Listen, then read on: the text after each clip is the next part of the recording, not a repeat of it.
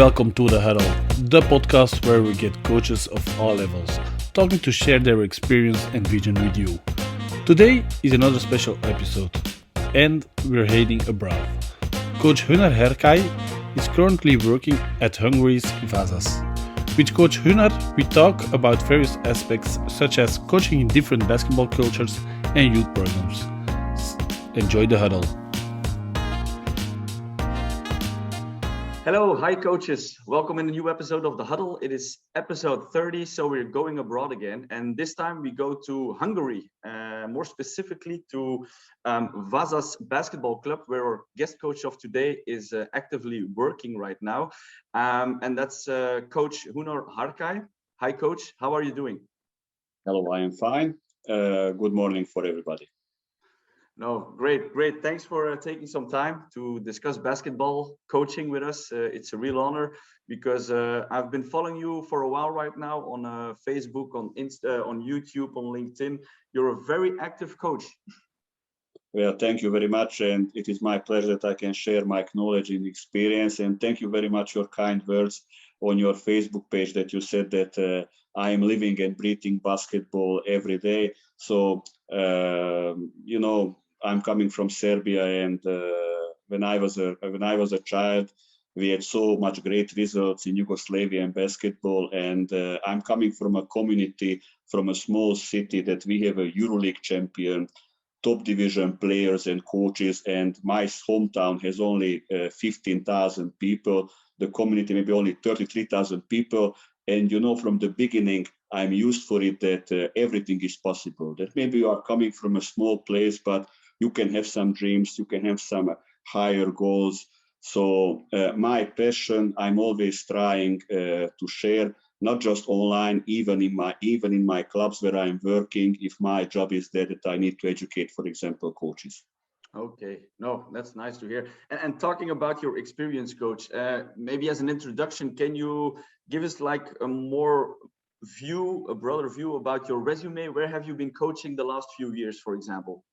Yes, shortly I will talk. So I started to coach in Serbia. I started very early.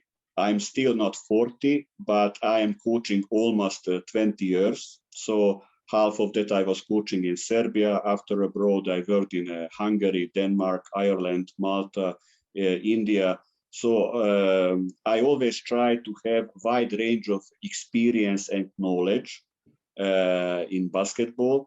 And I tried to have wide range in different positions because I work like a head coach, technical director, sport director, that I'm leading scouting. I was an assistant coach in the beginning. I work with senior basketball, with youth categories on club level, on national team level, because my thinking is that today the head coach need to be a manager. So you have a staff, and you need to have knowledge from strength and condition, from scouting, what is the job for an assistant coach, for example, because then you can use that knowledge, because these people from these special fields, they will know more from that field. But you need to have some kind of knowledge how you will using it in your yearly plan, for example. So basically this I work. And beside that, I'm very happy that I get invitation to sometimes to hold a basketball seminar or online or live. For example, in the next month, I should need to be a guest to hold a lecture on online coaching clinic in Romania, but organizing the Romanian Basketball Federation. And in France, like in Serbia, there is a magazine for basketball coaches. And after a few months, I should need to write some interesting topic for them. So how you said, I'm always trying to be active because I think sharing knowledge is very important. It is important for basketball. And we will talk about later about EHCB, Euroleague Head Coaches Coaches Academy, because it is the same too. How is important sharing knowledge globally in basketball? Yeah, that's correct, and it's great that you mention it because that's the purpose, or that's the mission of Mike and my podcast, to share knowledge within the coaches community, because we always talk about developing our players, but we have to develop ourselves as coaches as well. And if we do that, we will be able to improve our players even better. So thanks for sharing the same philosophy, Coach. Yes, and especially improving the youth coaches, because that is the base. So if we are not giving good base, then we senior coaches have headache and we can work very hard. Yeah, that's correct. That's correct. And Coach, you mentioned that you have been active in Serbia, in Hungary, in Ireland, in Denmark, if I'm correct. So I can imagine that each country has a specific basketball culture. So you will have noticed a lot of differences. How did you cope with that? How did you prepare for that? How did it work? From the beginning, I knew that it will be very hard, that it will be not so easy like that you are coming to a different country. I stayed in Serbia coaching around 8 and 9 years in one club, and I had a great mentor. And from the first training, when I saw what kind of training he was holding just for the under 14 team, then I said for myself, what this guy knows, I want to learn everything. Before, he was a coach in first division in Yugoslavia, for example. So really, he had wide range knowledge. And I was able to go before to abroad, but I wanted to stay with him a long period. And I stayed with him 8 years. And maybe, who knows, maybe because I played before in Hungary too, few seasons, everybody would expect that first stage will be Hungary, but first stage was Malta. And it is much different culture, everything. After Denmark, Ireland, question what kind of tradition has the basketball. And now I will just say for you one story. In Serbia, if somebody asking you, what is your job? And you are saying a basketball coach, they will react, wow. If in West Europe, somebody asks you, what is your job? And you are saying a basketball coach, they will ask, okay, but what else you are working? So this is immediately, you can imagine that maybe you want to work like a professional, but you need to understand that maybe your players are not pro players. Maybe in youth categories, not will come everybody. In Serbia, I used for it, if I'm saying the training is in then everybody is there. If I'm calling my players before 2 hours or 3 hours, look, we are starting the training before 1 hour. Everybody will come. And you need that you are understand that culture. You understand how is working their basketball. And you are trying to push what you know, but you need to watch what they know and how they are reacting. And in this way, you can be successful. You can be successful that you learn something from your country and you want to do it exactly on 100%.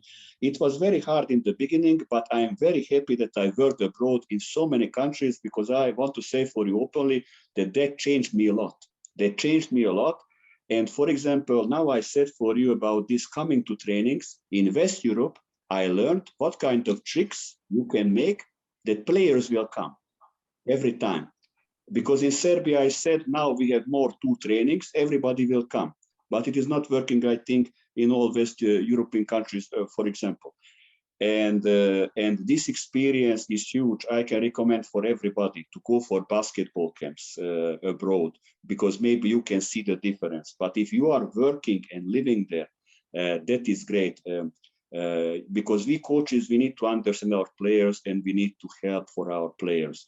Some countries were very different. Some countries were very similar. And great thing when you have possibility to go back in the country second time or third time, like that I'm working in Hungary, or I worked 2 seasons in Denmark. 2 times I worked there.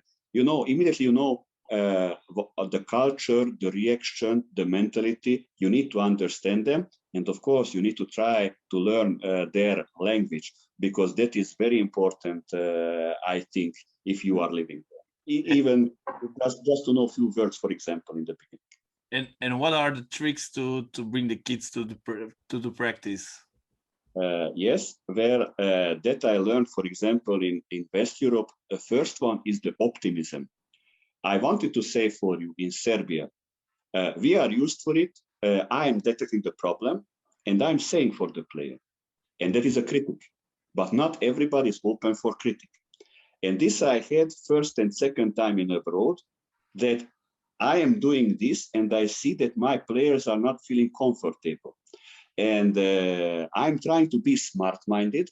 If I get a senior team abroad, first thing what I'm doing, I'm going for the training of the youth categories in that club to understand the system, to understand coaches, how speaking with the people, what is normal there. And then I get some feedback, how I need to speak with them and what I need to do. And for example, about this, I saw optimism. For example, this I learned in West Europe, how much is important that maybe I'm not happy with my players, but optimistically, I will speak with them. In some countries, I'm just speaking optimistic. In some countries where I know that critic is okay for my players, then I can be myself, that I'm saying, look, guys, we made here a problem, this we need to fix. Then is coming, for example, today, social media, about making pictures about young players, that he was player of the month, player of the week, who is the best 5 during the week in the club from all categories. Then kids, I want to be there.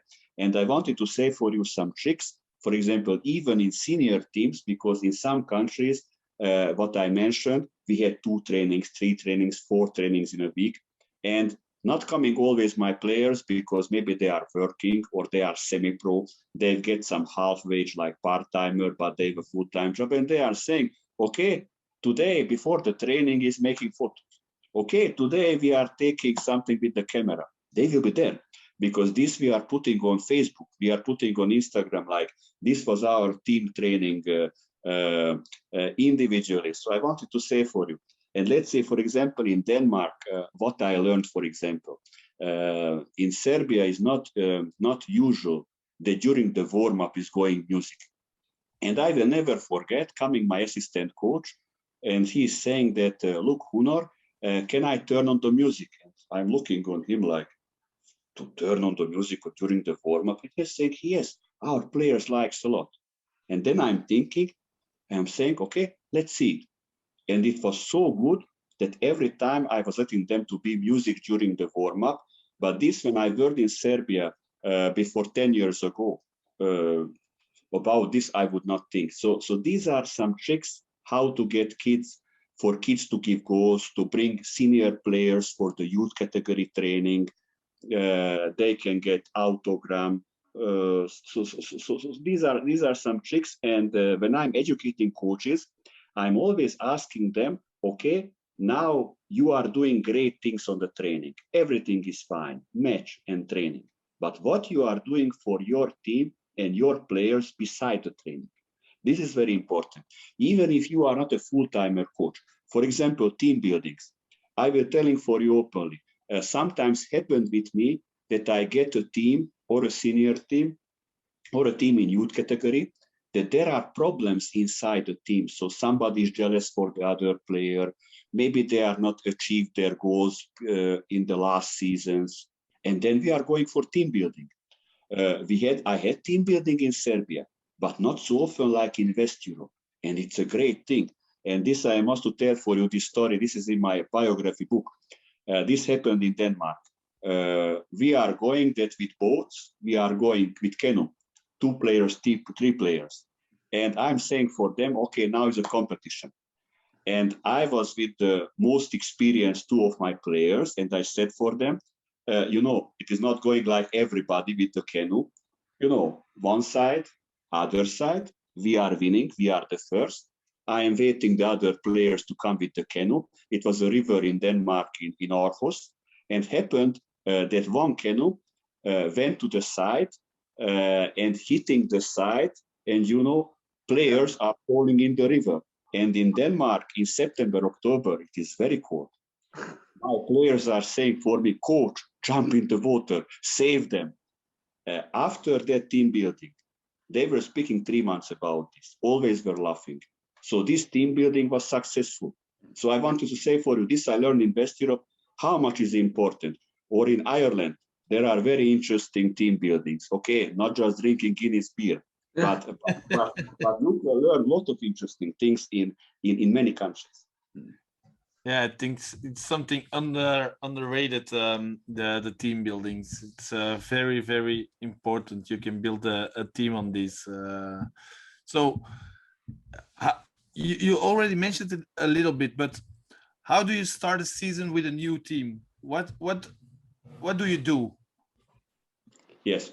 Okay, about this, when I'm taking a new team, I'm always trying to be a coach to think what else I can do, what is not basketball. I'm trying to get a lot of information, even if it is a youth team, even if it is a senior team, even if my role will be like that, I'm teaching coaches in the club. I'm trying to get a lot of information from players and coaches. If I'm taking a team, I'm always saying for myself that first training when I'm arriving, I must to know everybody's name, because that is a great thing. That you are going inside, you are coming from a different culture, and you know their names. I'm scouting them like players. I want to know what are the weaknesses and what are the strengths. And imagine at first training, I'm saying, I followed you. I know that you are making here mistakes. So you have that kind of impact from the first training that somebody arrives and he is thinking, very serious. This very positive effect you have at your players. So information about the players, but not just about basketball. What kind of people there are. So if I'm taking one club, I'm trying to find a coach who worked before in that country, especially if I can find my Serbian colleague, for example, and I'm saying, please speak about these players. And I want to know everything about reaction, what kind of personality, maybe what is his hobby. So these are very important things. And of course, before it, I will watch a lot of matches, what they played, which player likes to play with the other player. If I get the half team or the whole team stayed almost. So that kind of background information. Of course, I will meet with my staff, with my assistants. We will try to talk about it, how we will work during the season. So basically, this is the main thing until I not arrive on the first team training. Okay.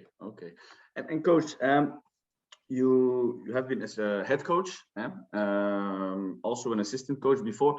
As a head coach, what do you expect from your assistant coaches during a game or during a practice? How I see a lot of head coaches, they are not using assistant coaches, because I'm always thinking like this. Assistant coach is not that kind of role that you are just there to be a channel between me and the team, that you will write the team list, you will organize the traveling, and you will pick up the jersey to wash and to prepare, so that kind of things. So about assistant coaches, first question is what kind of level? So I worked in different levels. Sometimes my assistants were full-timer, part-timer, volunteer. If somebody has a full-time job or even a full-time part-time job and he is doing like an assistant coach job, some basketball club, you can't expect from him that he will be like you, that you have a whole day and just living it for basketball. So first you need to understand your assistant coach and where are his limits. If you can push the limits, we will push the limits. Sometimes happen that my assistant is saying for me, Hunor, I will make for you video presentation and scouting. And I'm saying, okay, very good, but I want to see before how you did. And when I see, I'm saying sometimes openly for my assistant, look, this is highlights. This is not video scouting. Okay, this we will keep, do it. We will show our players, but then I need to make video presentation with some special program, to draw how reacting players, how reacting some player from the opponent team. So really to make some scout report. But I'm always offering, but if you want, you can learn from me, and after you can do. So this is the way that you need to share your knowledge with your assistants, like with your players, because if they know more from me, we will be better like a team. And that is the worst for me, if an assistant is doing something and I'm doing the other thing, and we not have communication. And this happening many times in teams. So this I'm expecting. On the training, I'm expecting that always before the training, we will talk what will happening. Sometimes I'm saying, man, in this drill, you need to look for this. Maybe I will not have time. Even on match, I'm saying for my students, please, I need to lead lead the team, you need to focus in this and say it me that players are not hearing, because I can't focus always on this. Let's say if you have more assistants and they are, for example, writing statistic. Sometimes I'm asking about statistic, what maybe people not like so much to count. For example, I like to count my player, how much is out in one-on-one defense. Because if I have a player that during the match 20 times going out one-on-one and I get that kind of feedback, and I'm thinking, maybe he's a good offensive player, but he should not need to stay on the court.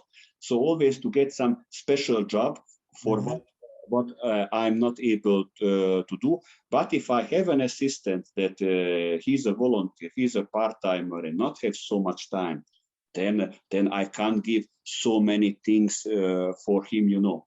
And I think it's good if you have a supervisor. I will talk about why it's good supervisor in the basketball topic later. I'm always supervising my assistants, not because that that is an army, you know, but I will tell you one story what happened with me abroad. First contract, first senior team. And I had some great connection with the federation, with some officials, and first senior match. And my assistant giving the list with the players. And there are officials asking me, Hunor, coach, please give the starting five. And I'm going there and they are joking with me. You know, in this country, we are drawing triangles. And, you know, in Serbia, when somebody is joking with you, you are joking too. And I'm saying, okay, not a problem. Anyway, I would draw rectangle because we are drawing rectangles for starting five in score sheet in Serbia. He's laughing too. Starting the match. First substitution. My player is sitting down. The referee is going to the official table. The referee is coming to me and they are saying, Hunor, your player is not able to go on the court. And I'm looking for that official and he's laughing on me. And I'm saying, man, first you are saying to draw triangle. Then you are not letting me, that my player to go inside. What is this? And the referee is saying, your assistant was not writing this player name on the list. So he's not able to play. This happened with me once during my career. Imagine if this happening with you with an important match.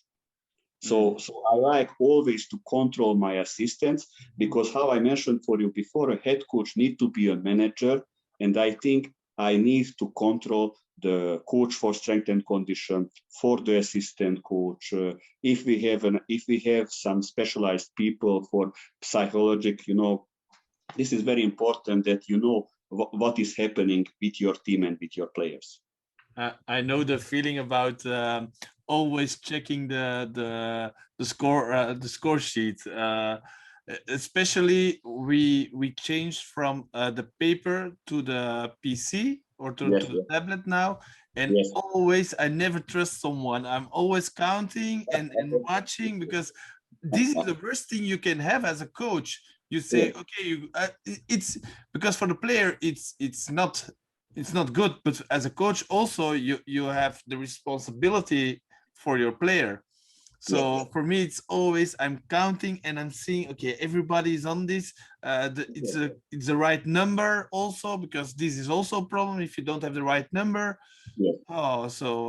I had this last week. Thursday we had a game, and I go to the paper, I check it, and one guy don't have his number. He has the wrong number. But for some people, for some players, it's in their heads. They need to play with that number. Yes. So it's so it shouldn't be like that, but I love the control also. Then we are thinking the same. Nice. Thanks for sharing that story, coaches. Hunor, you have also been an active youth coach, working with I think under 10, under 12, and under 14 teams. If you look at your countries, saying Serbia and Hungary, what are the aspects that youth coaches work very hard on with those youth teams? Well, in this category, there are not so much differences if we are looking countries. The much bigger differences will be under 16, under 18. You know that in Europe, we have A division, B division, and even C division, European Championship for small countries. Imagine if one national team from C division would play against A division, under 16, under 18. That would be that kind of match. Better not to look, you know.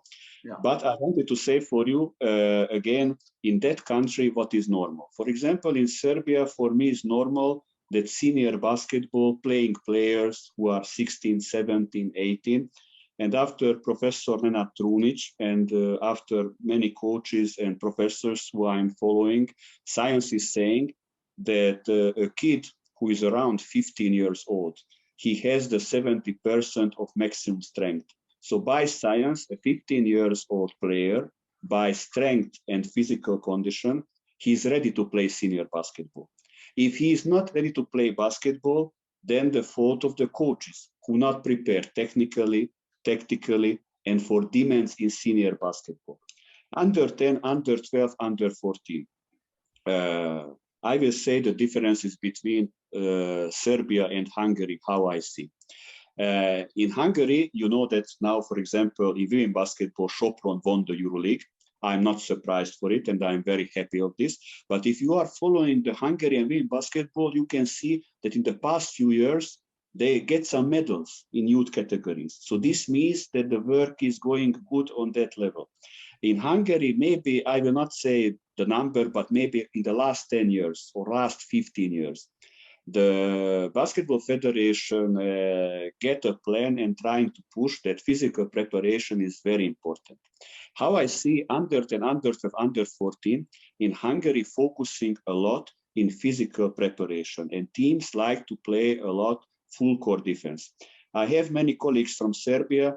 When they are going to Hungary and playing youth team matches, they are always saying for me, man, what kind of full court defense playing these guys? Yes, but meanwhile, not happening what is happening in Serbia. In Serbia, because we are thinking that a player who is 22, 23, for us is not a young player, that need to be a finished player. If you are following Partizan Belgrade, Bogdan Bogdanovic with age 17, 18, he was a main player in Europe. When I was a young player and young coach, I love to follow Milenko Tepic. Milenko Tepic, he didn't turn 16. He was the first point guard of Vojvodina. Vojvodina, the club, was the fourth best club in that time in Serbia after Partizan, Zvezda, and Hemofarm. So everything is possible. If you want to get a player who is 16, 17, can play a senior basketball, you need to show what are the demands of senior basketball. Many youth coaches are going just for the result, but we need to make players. Basketball is a team sport, but at the end of youth categories is the question, how many players we are giving for senior basketball? So we need to prepare them individually. And in under 14, starting to make screens, but it will happen that under 12 players will be on the under 14 training. Even in some countries, they are not letting that under 12 players to play with under 14. You need to show them screen 2 on that under 14 training, because you need to prepare that something you are doing 3 years, 4 years, 5 years, and then you have time. Many times in some countries, I get senior players and I'm saying for them immediately, man, we need to go back for under 14 or under 12, because something you not learned. We must to go back. Mm-hmm. Let's say, for example, in Hungary, I watched one under 14 match. The two best teams played, almost the two best teams or two better teams played. Mm-hmm. They were doing a lot of screen, but every screen was false because the timing was bad.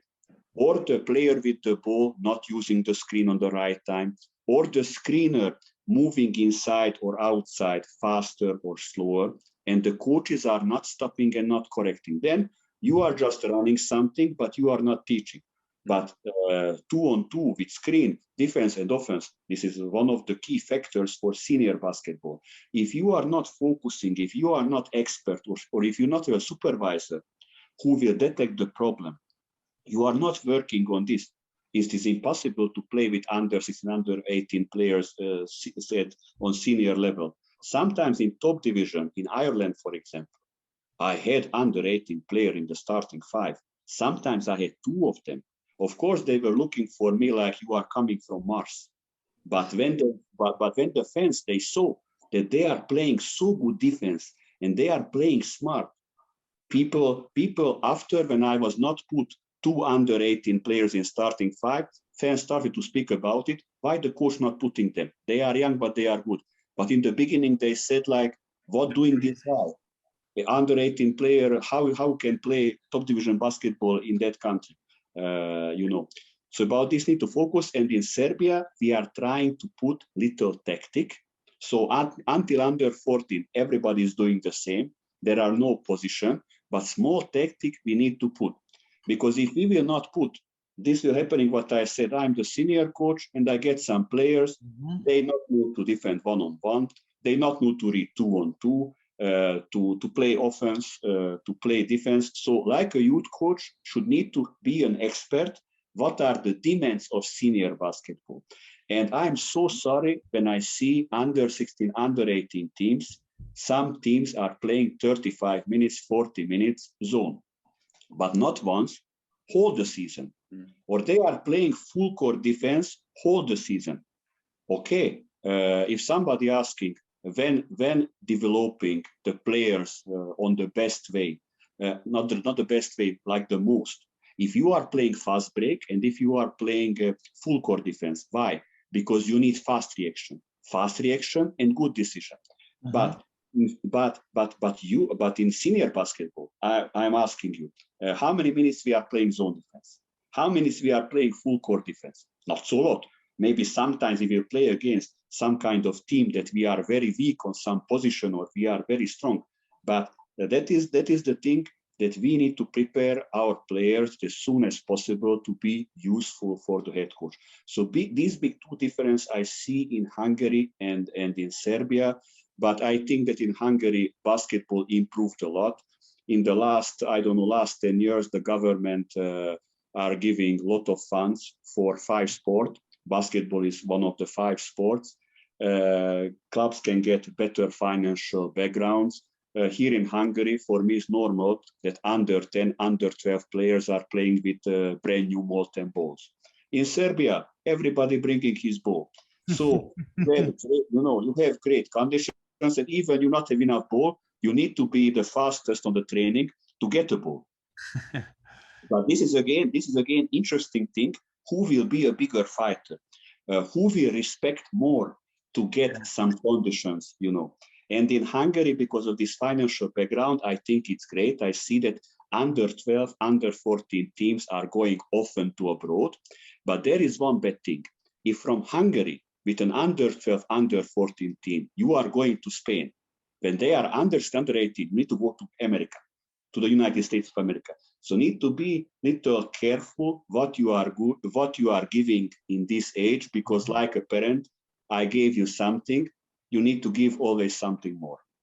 Yeah, I want to talk a little bit about the tactics you talk about to U14, because of it's most of the time it's a big discussion point. What tactics can you do, and what do you mean with we put some tactics? You put some plays, you put the ball screen, or what do you do? Yes. So for example, let's say in Hungary, when I was in Jászberény, that happened before 3 or 4 years ago. I watched the men Super League team, and maybe I watched all the home matches and away matches too. I found only one local Hungarian player in men Super League, only one. When he did the offensive rebound, he was so brave to score, not to go out. All other players after the offensive rebound going out. Here I'm saying why. Because like you are a guard, you not need offensive rebound, you not need to finish like a center, and they are not used for it. In my opinion, under 12, I said for you, there are no position. So everybody gets the same after going position. But please, we can practice that the guard want to get the ball on the low post, and we will show just that I'm going right side or left side with my back, But this means a lot for this player, that he is encouraged that, yes, I'm a guard, but I'm able to receive the ball on the low post. And of course, in senior basketball, if I have some taller guard, I like that. We have a mismatch. We not need some kind of attack. This is first thing, for example. This is again some kind of a tactic, But let's speak about screen. A screen, we need to explain timing. We need to explain what we want with the screen. Many clubs where I've worked and I need to educate the youth coaches, I'm asking what you want to get with the screen. This you need to say for your players. Do you want to get 2-on-1 situation? Do you want to get that they are playing switch and you get mismatch? You get mismatch. How you will punish? In under 14, we can explain. If there is a taller guy and you are a guard, you are going more back and you are playing 1-on-1. You can say for that if you started to work even with guards, not just with tall players, to receive the ball on the low post, there is a mismatch, you are taller, go down, get the ball on the low post and finish. This is very small tactic, but we are starting. We are not on pressure that we need to make good. This we need to make good at under 16. But if we are not doing this, man, you are expecting that after 3 weeks, under 16, I'm showing it if you're going. No, these are months. These are years. This is, for example, small tactic. Let's speak about bringing up the ball. My question, how you will bring up the ball if the defender is taller or shorter or faster or slower, or he's playing passive defense, or he's playing very aggressive? What kind of technique you will use? Let's say, for example, tactic. When I see that an under 14 coach is using crossover on his training, I have a headache. Please, under 10, under 12, we have crossover. Come on, use it. But with crossover, not protecting the ball, then going dribble between your legs, behind your back, 2 times, 3 times. So we not have so many time to play with these kids.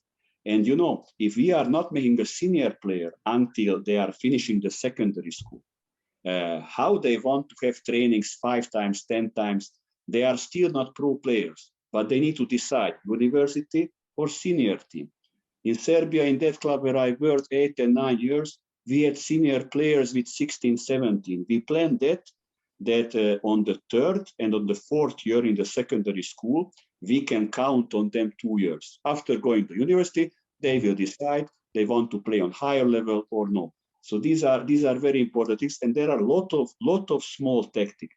But the coach need to be an expert for that kind of thing, or you must have a supervisor, a technical director, or a coach who helps you, who will detect the problem and who will say for you small things. Many times I have experienced that this coach not likes because they think you are attacking them because maybe they not know this, or I get back the answer. This is so much you are going in the details. You not know to do this in this age group. But when you will, because in basketball there are so many things what we should need to give our players to understand the demand of senior basketball. Yeah, that's something difficult, and that's the discussion point. Where do you start with? Maybe the example of screening. When do you start it? Because it's true, when you start screening only at 18, but you want a player at 18 in the senior level, he doesn't know anything, so it's difficult. You always have to see. And I think the most important thing is what you say. The coach needs to be an expert in it, or someone needs to be the expert. So okay, you can bring the U14, you can do the screening maybe only on practice and not in the game. Maybe it's possible, but they have to know why they have to do it and how they have to do it, and not like you give the example of not using the screen, roll too fast, or why do we do this? If they don't know it, okay, they don't learn it, so that you have the problem. So this is a very important thing for all the coaches. You can implement some things from senior basketball, but do it wisely and think about why we do this. Yes, and very important, just to clear. First, you need to teach to play 1-on-1. That is why under 10, under 8, under 12, we have 4 years, 5 years, 6 years. Come on, let's teach them to play 1-on-1. And when they play 1-on-1, when they know to play 1-on-1, then we are going for 2-on-2. That is, we need to push so a lot. But I saw bad examples too. Some coaches are starting screens 2-on-2 that they not know to play 1-on-1. So I mean, this is a long story to talk about it. Sometimes I'm making a whole yearly plan for all age categories in some club. What are the main points? What we need to follow? Even sometimes I have that kind of roles in the clubs. So you need to know the steps. You need to be an expert. What I need to teach, and after when is coming, and approximately in which age group I need to teach, and you need to use for that country. Because maybe basketball is on a higher level or a lower level, that kind of program, how is possible to give for our young players? No, that's correct. And coach, heading to a new topic, because we were talking about youth development. When we asked you to talk about a specific basketball topic, you said I wanted to talk about preparing and developing players on position 1. Yeah. Apparently, you have prepared something for us, and maybe for the information of the guys who are listening on Spotify, in a few moments we will share our screen, because Coach Hunor has prepared some slides with some diagrams of drills.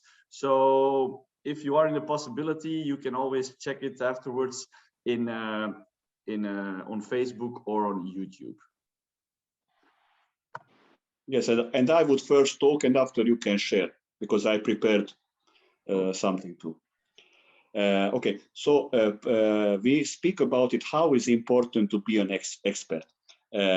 My thing is that, and I'm thinking always that we need to look the actual value of our players.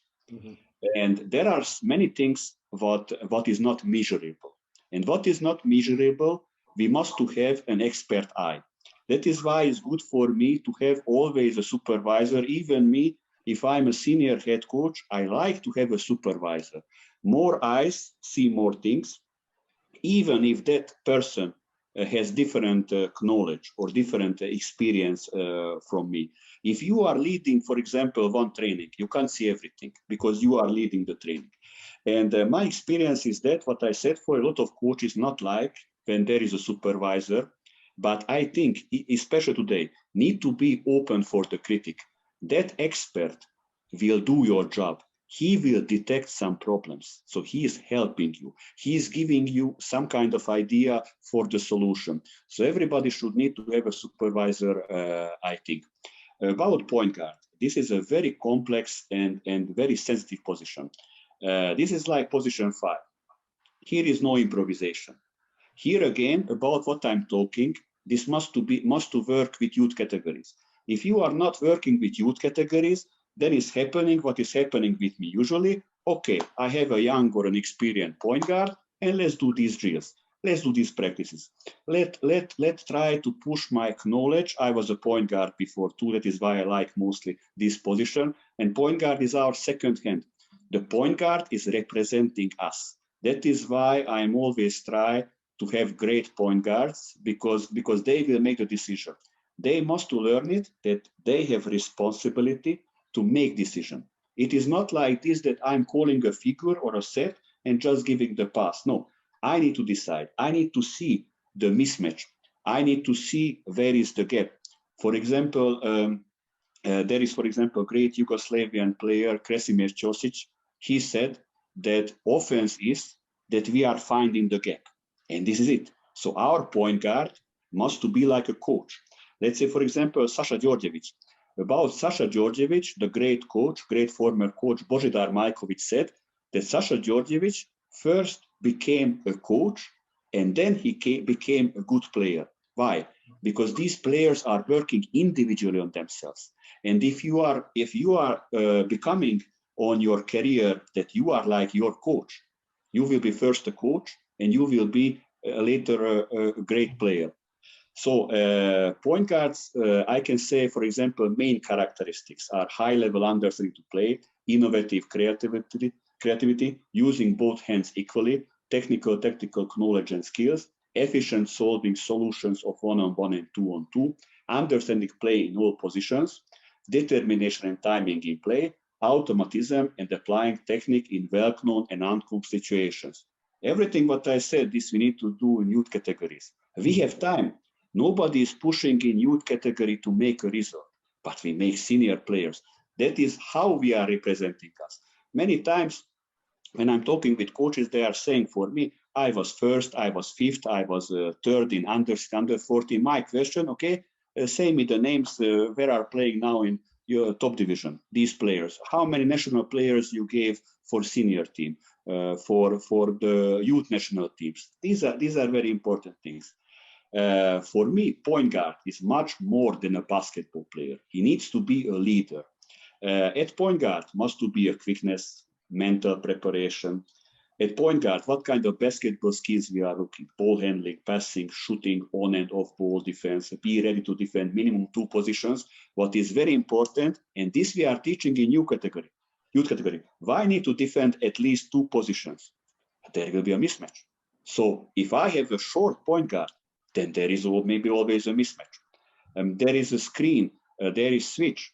I need to be able sometimes to defend a few seconds, or a post player or a wing player. This is a forward player that is very important. This we need to practice during our youth development. We have time. Nobody is pressing us that you need to have a result. Then important athletic abilities, size, quickness, agility, psychological abilities, leadership skill. And now what is very important, and not speak about it, social skills. For example, to be unselfish. If I have a selfish point guard, I will have a great headache, big headache. So about this, we need to work on it, how we will make our point guard to be unselfish. And at point guard, it's important to say that playmakers generate their own team behavior and the spectacle through creating free and improvised play endings. Very important, innovative creativity. That the most influence for innovative creativity we have from age from 6 until 10, and from 10 until 18, we can have now the most biggest influence for their mechanism and for their personality. This is very important, I think. And also important, reading and understanding of the game. Where, why to apply certain skills. We need to give knowledge. Now this is tactical teaching what I said for you. We need to give for them how you are playing against a shorter, a faster player, weaker, stronger, faster, slower, how you are defending somebody who is a good shooter or going for good drive. These situations we should need to put always on our training. At high-level point guards, we have high level on focus, concentration, and ability control of the play. And now I wanted to say for this very important, how I'm watching a lot of seminars and academic seminars. I am waiting when will be that in basketball that we are starting to talk about the compensation. What kind of compensation? I will say later now what kind of skills and fields should need to have a top point guard. But what is happening if missing one field? What we need to push more to compensate that we can make a good senior player. Let's say, for example, Dejan Bodiroga. Everybody knows Dejan Bodiroga. Dejan Bodiroga, lack of speed, lack of explosive strength. In Serbia, now I not remember, maybe Željko Obradović or Duda Ivković said, now I not remember for this who said, that Dejan Bodiroga was maybe the slowest player ever in the national team in Yugoslavia, Serbia, Montenegro. And you remember 1996 Olympic Games, Carmel Anthony, jumping. You remember Indianapolis 2002. This is like psychological, I'm strong. Give me the ball, I will finish. For example, Dejan Bodiroga was missing some fields, but he became a top player and he was able to play point guard with that height. I like always tall point guards, like before Antoine Rigaudot, for example. I must so appreciate in that time Kinder Bologna. And I remember when Vlade Divac arrived to NBA, they started to speak about it, coming somebody from the Balkan. He's playing post, but he's a good passer. Sometimes in fast break, he is able to make quick pass. Now look, Nikola Jokic, what he's playing, a post or a point guard? But this is a very important thing in Serbian basketball, that until under 14, everybody do everything. So if you have a tall player, you must do that kind of same ball handling and everything what doing the really short talented guys. That is the way how it's possible to get a tall point guard later. I must to tell for you a story in Serbia. We had a problem with my mentor in our senior team that we had only one point guard. We were thinking that we will bring somebody, but we wanted to push another point guard. And he's saying for me, look, this player, he's playing on position 4. He is reading good the situation. This player will be a point guard. I was just looking, how will be a point guard? After 6 months, this player was always invited in the national youth team in Serbia between the best 25, between the best 20. After 6 months, this player get invitation in the best 12 because with that height played on point guard. And this is for everybody is interesting. And yes, that is what I'm saying. Not just to look quickness that the point guard need to be like, American point guards, like they are so fast. The reading the situation. This is very important. It is your second hand on the court. So about this, Dejan Podiroga, I think this would be very interesting compensation, what we need to teach for our players in different positions that they can still be a top player. I think that is very important. Yeah, of course. If you see now Euroleague in Barcelona, Calates is also not he's not the quickest. I think he's quick, but not the quickest. He's not the best shooter, but he's great. But he's great. Yeah, but he's great. So this is something very important. The compensation you have to make you better in the other things. And not only look to the strengths, what needs to be the best point guard, because it's a utopia, I think. And I like Calates a lot. If you see him playing, this is amazing. Yes, and for example, Milos Teodosic. Milos Teodosic too. He's not so fast, but his passes that is great. That is reading the situation. That is something great. I just one more thing. I think the most important thing you said about the thing that a guard or maybe even all players need to have is reading the situation, and especially the guard, reading what situation we have, reading the mismatches. Okay, at this moment, because I think a coach can't be telling all the time, okay, you have to play this, and watch this. No. Yeah, the guard needs to feel, okay, in this situation, this guy is hot. Okay, we're gonna play for this guy. Okay, when it's finished, okay, we need to search inside. So for me, it's always I do also a senior team, and I always start my plays like for one guy for shooting, because he's an amazing shooter. And then I go inside, and then I go for the guard for the pick and roll, or the pick and dive. But this I want in the future, that my guard will feel it by himself. Okay, that he comes to me and he says, okay, coach, today, first of all, we're gonna do this, or can we search this guy? Can we do this? And I think that's the most important thing you said. They have to read the game very, very, very well. Yes, and just to say, for example, happened with me in Ireland. I get an American player. The player played on position 2, a combo guard. And I said that now in Ireland, you will be playing position 4, 2, and 2. And the player said for me at the beginning, I never played. And that team was fighting against the relegation.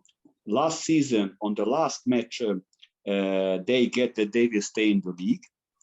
And when I arrived, half season, we were fighting that we will go into playoff or no, not just to stay in the league. It was the same team.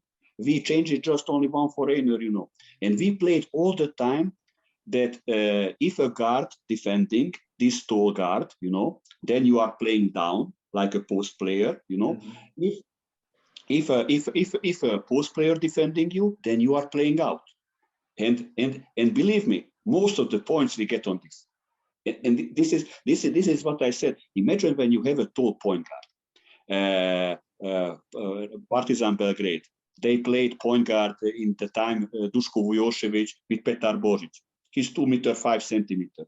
Even me too. I like tall point guards because I can use them in a lot of things. In lot of. I mean, this is something great.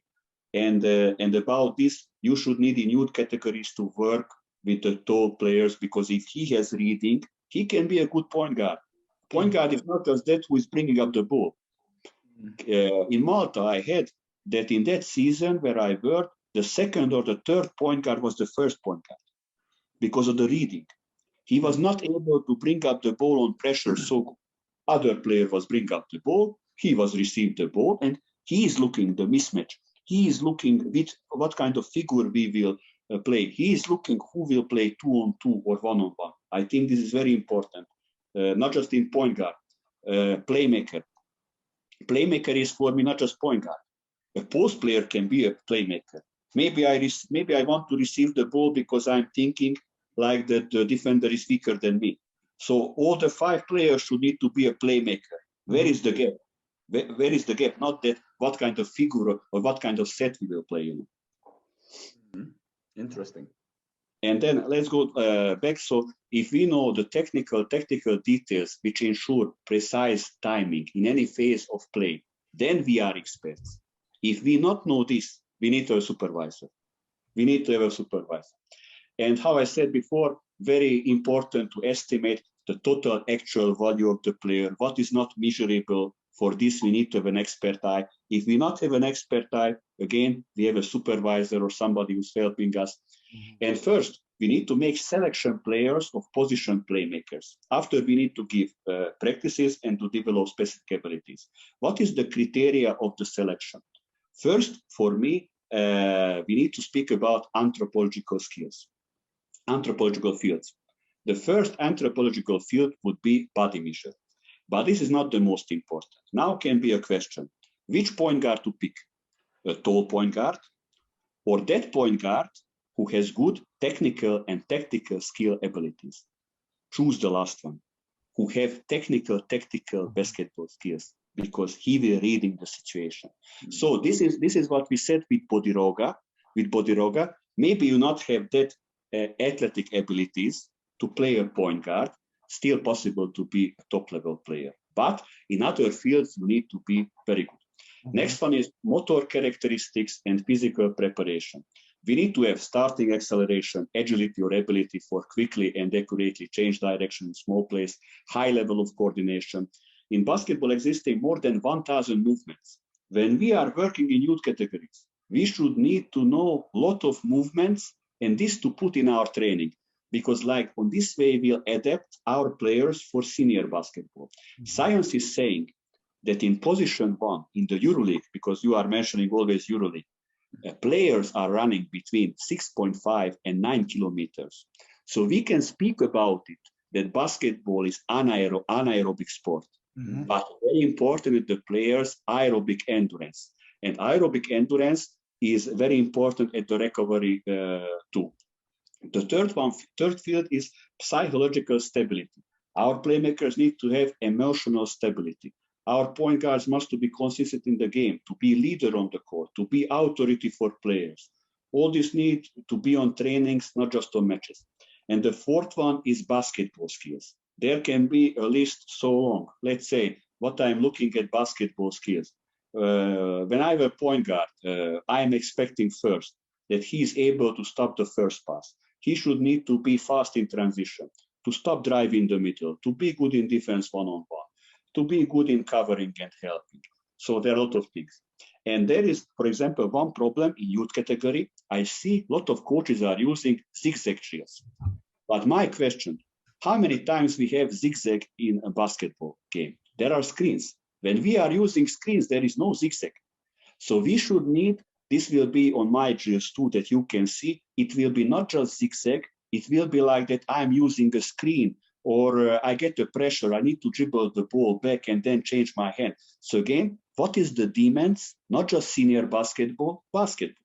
So not just to do zigzag without defense on your trainings. That kind of demands you need to put in youth categories. What kind of demands existing in senior basketball? in youth categories, we are not going for result. We are preparing our young players as soon as possible to be useful for our head coach in the senior team. Your drills must to be compatibility with your goal. If your drill not have compatibility with your goal, you are doing a bad job, and this is it. So about this, you need to plan and need to be serious. Let's see now, offensive point guards from Balkan. Miloš Teodosic, Dražen Petrovic, Aleksandar Đorđević. But a point guard must to be a great defender. Gary Payton. How many times Gary Payton was stealing the ball even from Michael Jordan? So if you have a point guard, you need to develop to play pressure, because one point guard will defending the other point guard. If I'm not making pressure with the ball, that point guard can do what the coach planned. And we want always opposite. We want that to happen, but the coach not want to happening something opposite. They need to find some idol. This I learned in West Europe. Show them a player. Maybe that player saying the same like you, like a coach, but maybe the player will accept more before than from you, because that is a great player. He's a star. This is again maybe a trick. This I'm using. This I learned in West Europe, for example. This I not saw before in Serbia. On the match, we can expect just what we are doing on the training. So if you are not doing that kind of drills, what I'm showing, if you are not doing that thing, what I'm speaking, how you are expecting that he, like a point guard, can solve? It's not enough just that on the match I'm saying. You need to copy the situation. If you have an expert eye, you remember next trainings, I get in the same situation, and now let's do it. For example, not just to speak about point guard, if I have a problem that my team usually in the last 2 minutes is falling down, there is the result pressure, then I'm doing that kind of training that the intensity is so big that they are tired, like on that match.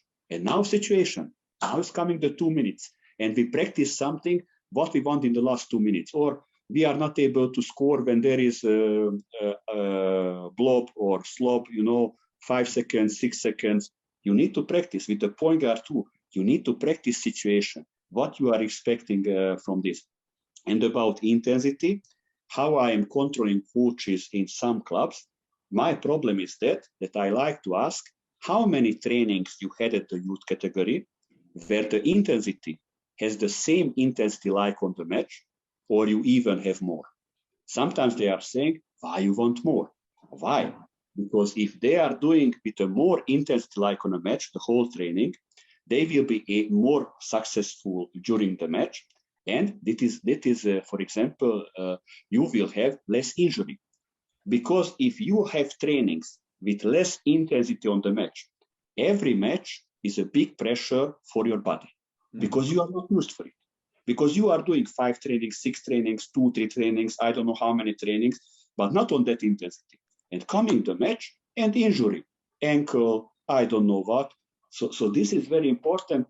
In some clubs, I work with some systems that we are monitoring the players.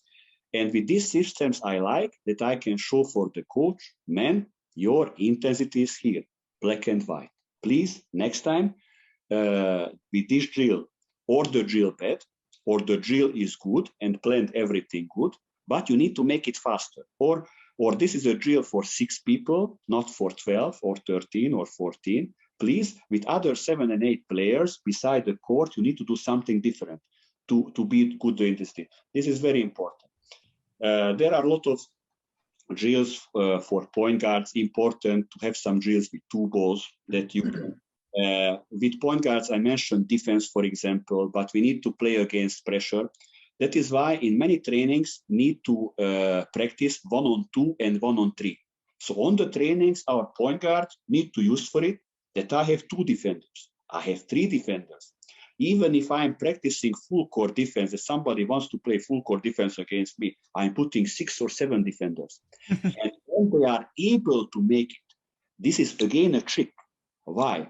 I am saying for them before the match, if you manage with 7 defenders, you will manage like this with 5 players.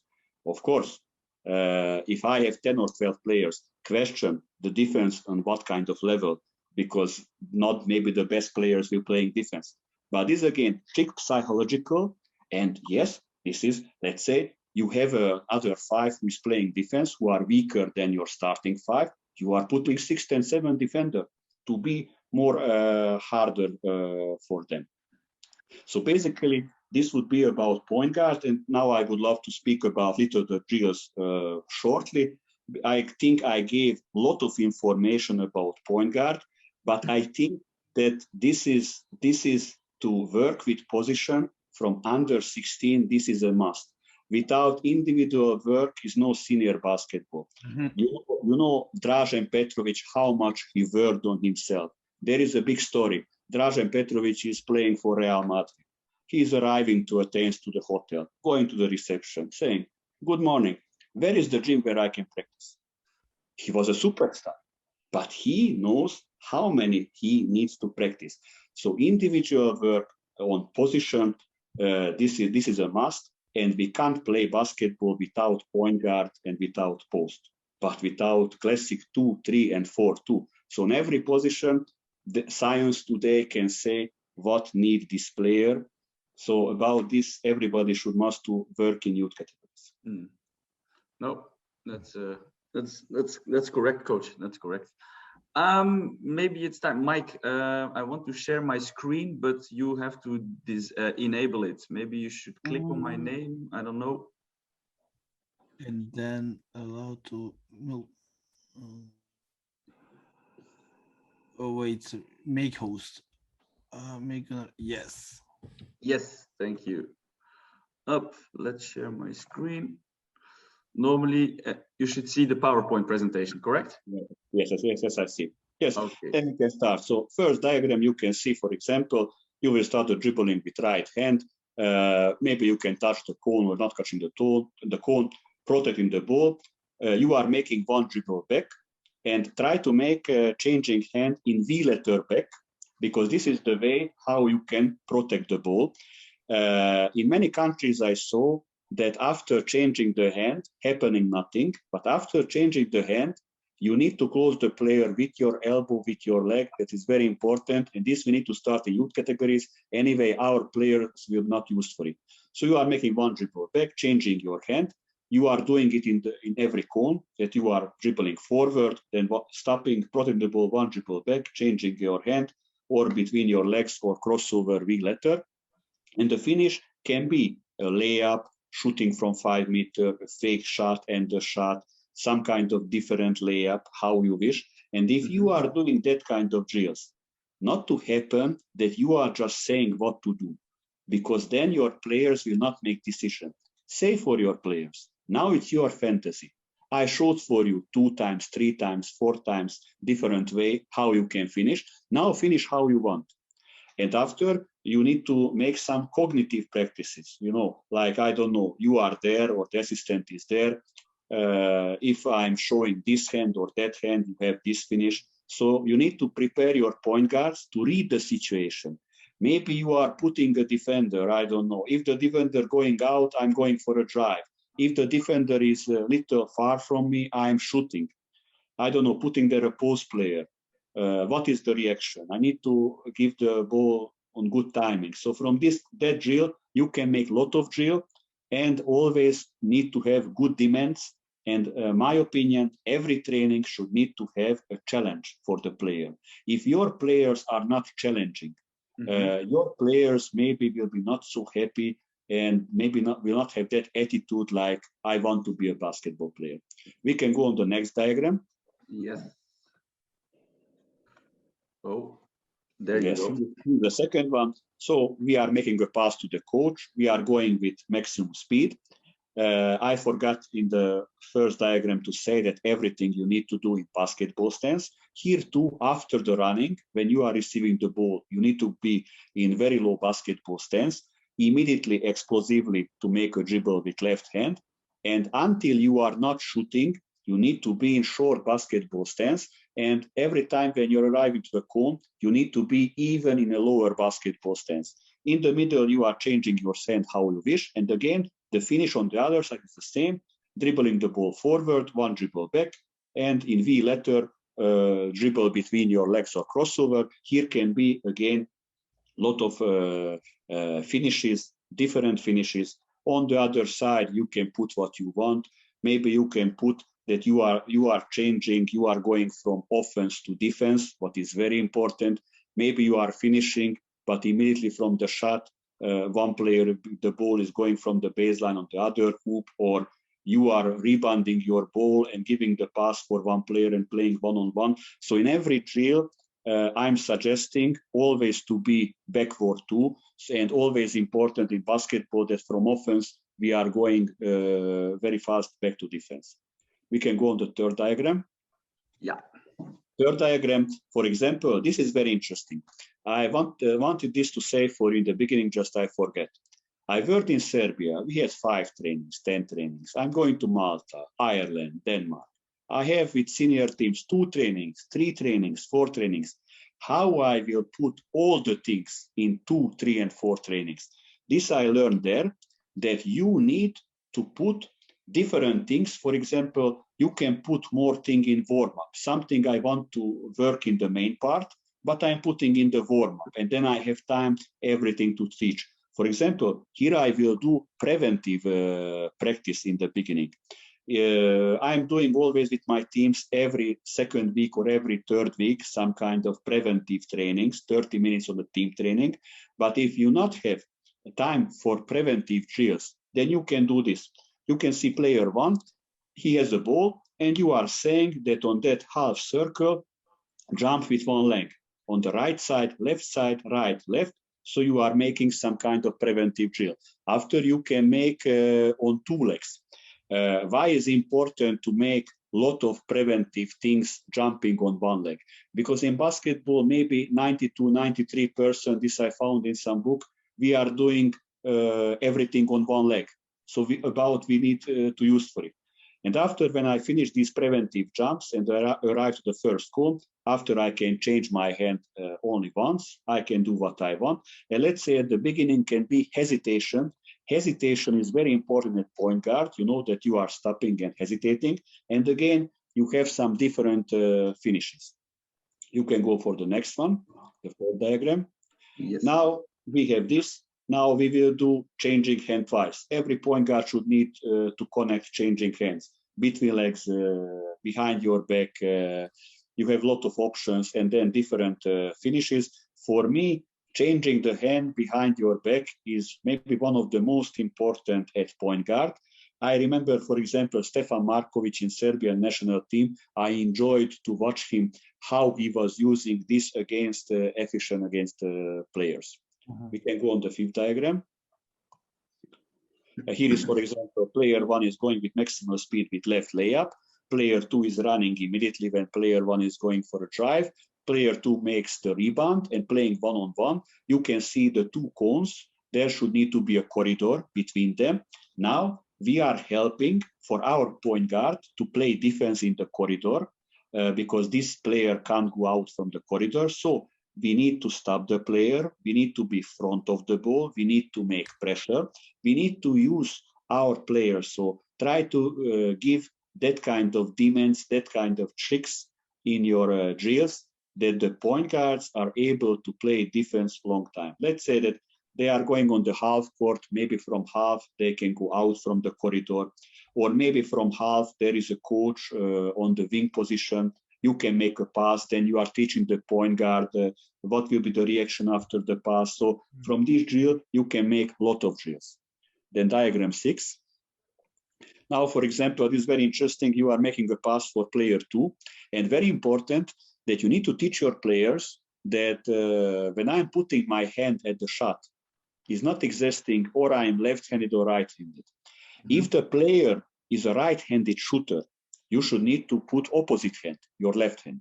If the player is left-handed shooter, you need to put your right hand. Anyway, he will beating you. Player 2 received the ball. He's making the pass to the coach at the center. Then he's moving 1/3, 2/3. Coach is giving the pass for player 3. Then player 1 is moving in the lane. And when player 3 is going for a drive with left hand, then player one should need to stop him and they are playing one-on-one. Of course, when they finish, it can be one-on-one on the other side, not just to be so statistic, this drill. Next one. Yes. Next one. This is a very nice drill. This, if you want, later I can draw, for example, on tactic table. Player one will make a dribble. This is one of my favorite drill. Here is pressure, here is everything. So player one will dribble the ball.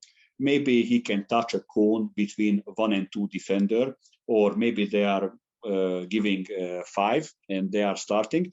They are making trap on him, and player 5 will decide that from the low post, when he will go to the high post or middle of the free throw line. And player 1, during the pressure, need to make a good pass in good timing.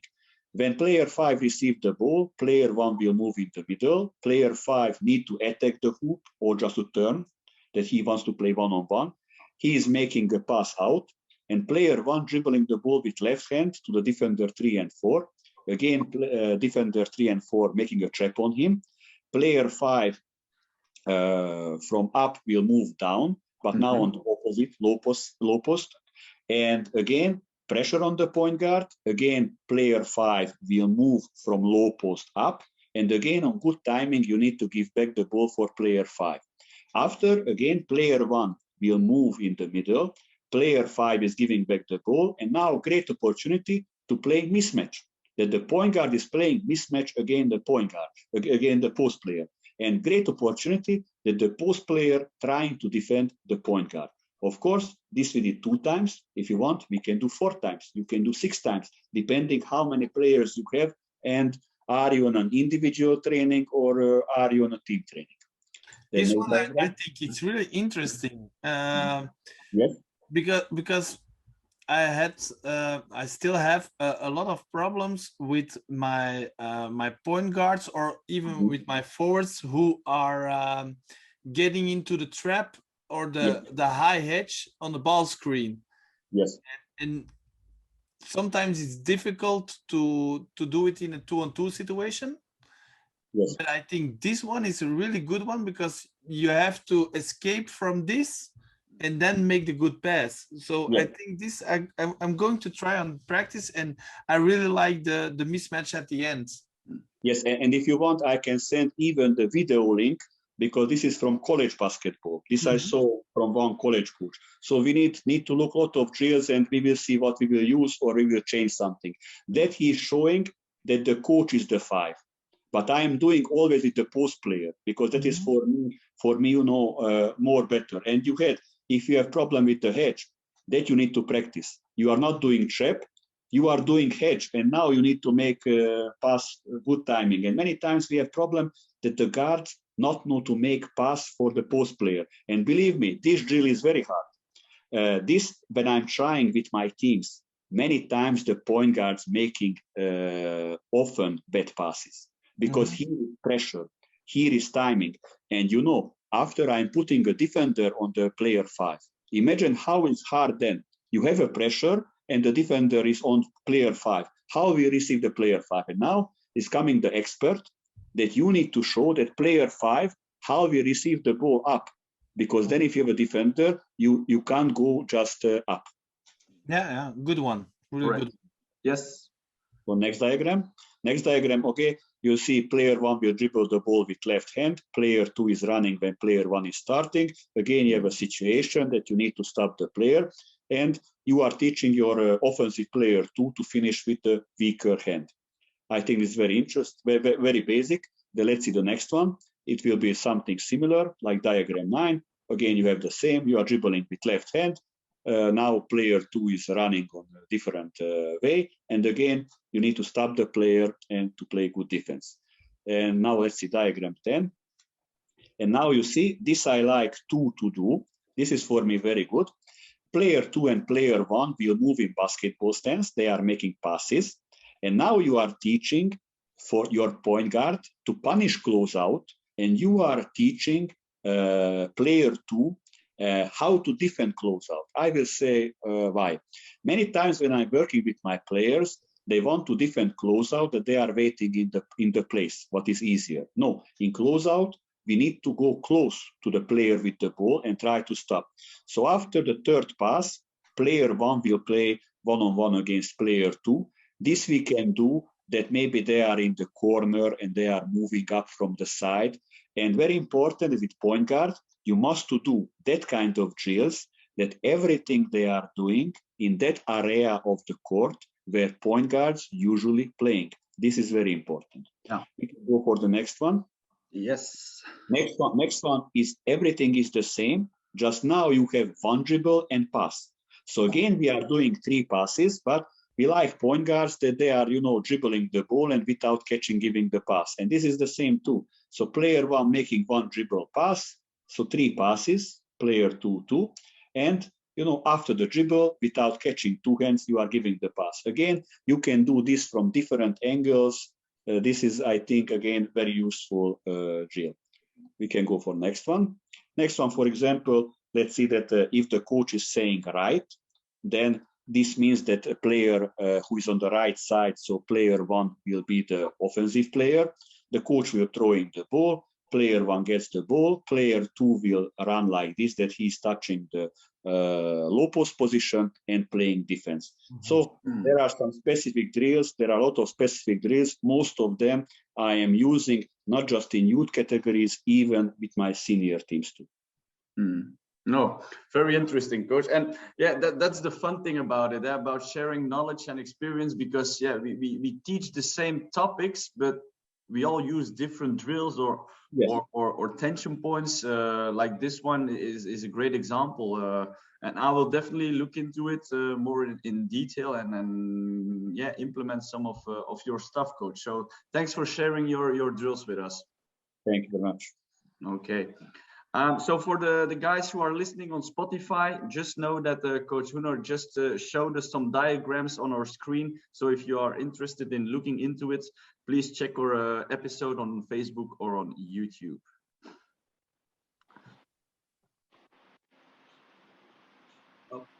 And we're back in the normal setup. No, Coach, I think we had a great conversation today.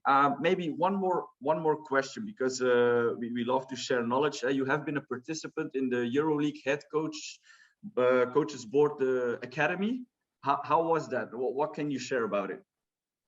You can check even there was a promo video when I was talking about it, and I can say just shortly what I said on that promo video, that I changed a lot of countries. But when I saw this program, what is offering, then I was thinking this will be my biggest journey in my coaching development. And I was right.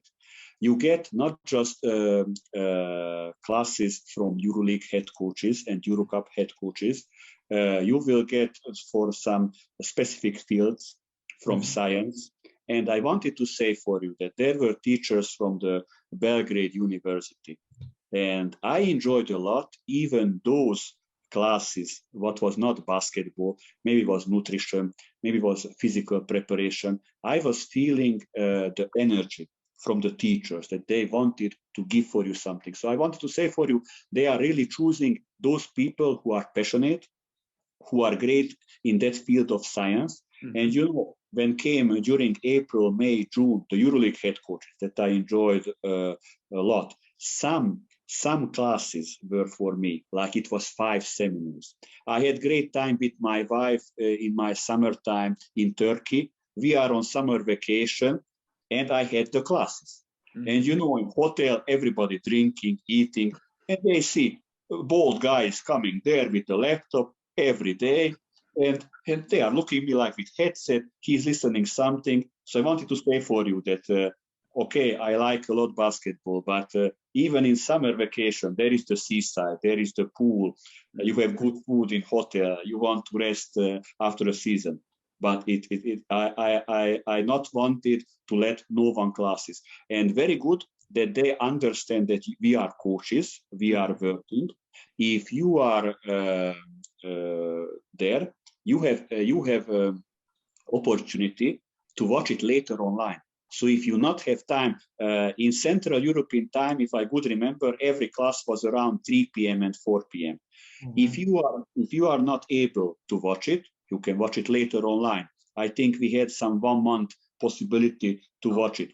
And very important that you can ask. It's a great thing that you can ask and everybody will answer. If there is no time, you can leave your questions and they will send the answers.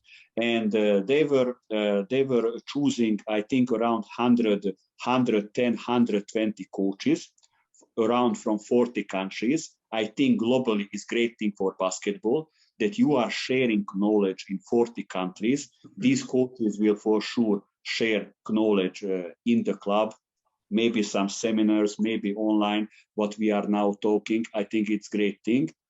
And I can say just good thing about it. We had some coaches that somebody is more experienced, somebody is coming from a high level basketball, somebody from low level, somebody is a senior basketball coach, somebody is a youth basketball coach. I think that is for everybody. It's a great opportunity. Now is the second year. I don't know how long it will be. I hope that it will be many years more, because our goal is that to develop basketball in every part of the world. And I think you need to grab your chance. When I saw this last year, then I said for myself, this I need. And really great opportunity, great professionalism. So I think everything organized well. So I can say just all the best about the program. For me, the best program in Europe and in the world too, and best program forever. Maybe somebody is saying no, but this is my opinion. Okay, no, thanks for sharing. It's very interesting because Mike and I were looking into it a few months ago. So yeah, maybe one day we will be there. So thank you for sharing. Yeah, thank you. Coach, it was a great conversation. It was really nice and really fun talking basketball with you, both on your previous career aspects, but also the fun part of the basketball topic, developing players on position one. So thanks for sharing all that. I wish you a great weekend and a good finish of the season. And hopefully we see you in the in Belgrade at the Final Four. So yes, I hope too. So guys, I will message for you too. Yeah, sure. For sure. That's I hope too that I can see you in Final Four. Okay. We will keep in touch, Coach. Bye-bye. Thank you. Bye guys. Ciao. Bye bye.